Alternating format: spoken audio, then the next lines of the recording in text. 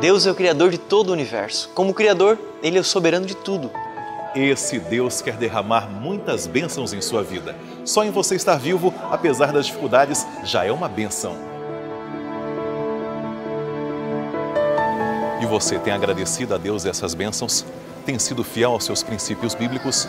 A adoração a Deus também é demonstrada através dos dízimos e das ofertas. Nesse vídeo, estaremos trazendo para você como são investidos esses recursos sagrados.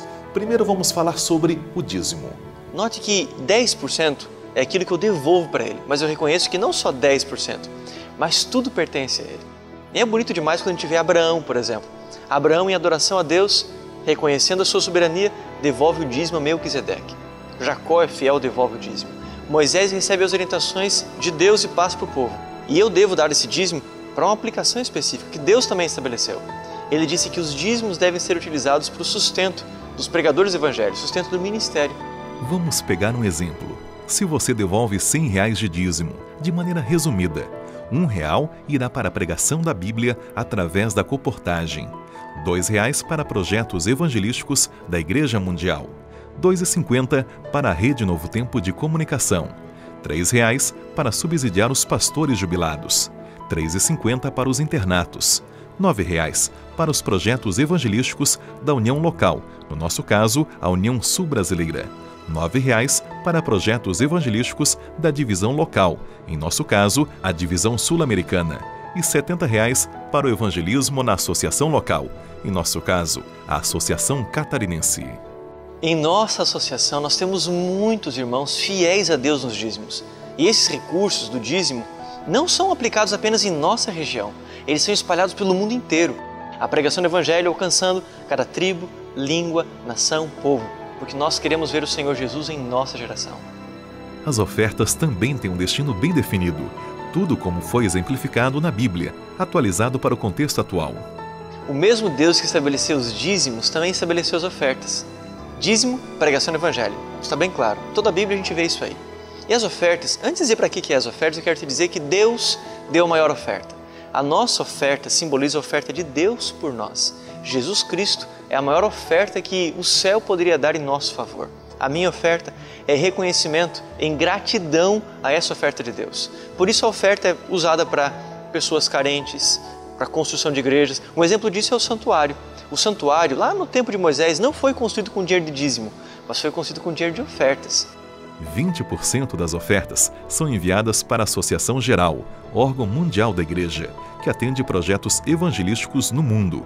20% para reformas e construções de templos da Associação Local, em nosso caso, a Associação Catarinense. E os 60% restantes cobrem as despesas das igrejas locais. Quando nós colocamos nossa oferta nas salvas, o nosso pacto no envelope, nós estamos participando de todas as frentes missionárias da igreja, seja a nível mundial, associação, ou suprindo as necessidades da igreja local de forma totalmente planejada. Quando os dízimos e ofertas chegam à associação, eles são tratados de maneira muito especial. Isso porque são recursos sagrados. E os investimentos são grandes. A igreja está crescendo. Só para se ter uma ideia, em 2011, aqui em Santa Catarina, foram inauguradas 24 igrejas, 9 terrenos foram comprados e 12 construções iniciadas, frutos de 20% das ofertas, recursos vindos de nossos fiéis irmãos. Não podemos esquecer que Deus nos pede uma oferta proporcional às bênçãos que Ele nos dá. Ellen afirma que nós não devemos ofertar por impulso, mas de maneira regular, sistemática e percentual. Compreendeu? É Deus quem dá a oportunidade de adorarmos a Ele e ajudarmos na pregação do Evangelho. Cada centavo é investido de acordo com comissões da igreja. O destino dos dízimos das ofertas, sempre respeitando os princípios bíblicos, são definidos por comissões regionais e mundiais da Igreja Adventista.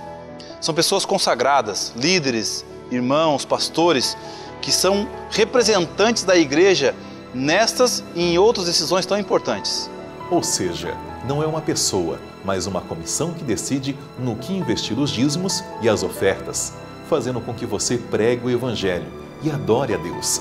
Que privilégio! Nós precisamos entender que dizimar e ofertar não é simples rotina de culto, ou uma doxologia sem sentido, cumprir minha obrigação para com a igreja. Dizimar e ofertar é adorar a Deus e participar do projeto de Deus, de pregar o Evangelho a todo mundo. E quando eu participo, adorando a Deus, da pregação do Evangelho a todo mundo, eu estou dizendo com os meus dízimos e ofertas que eu quero que o Senhor Jesus volte logo para me buscar e buscar os seus filhos aqui na terra.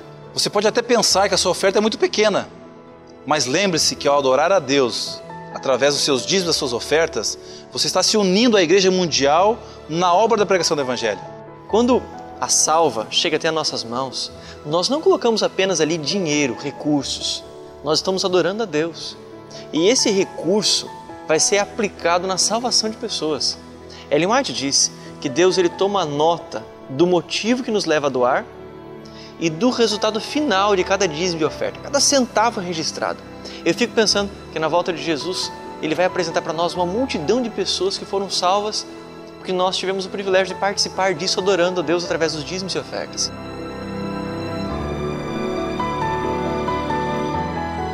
Quando você não é fiel nos dízimos e ofertas, você está passando duas mensagens. A primeira delas, eu não confio na minha igreja. Eu não confio na minha igreja local, eu não confio na minha igreja mundial. Isso é grave para um membro de igreja.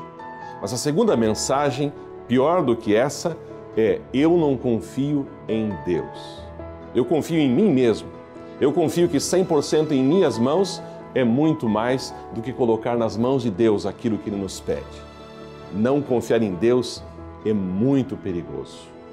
Se você é fiel, continue sendo fiel. Se você não teve ainda esta experiência, passe a ser fiel.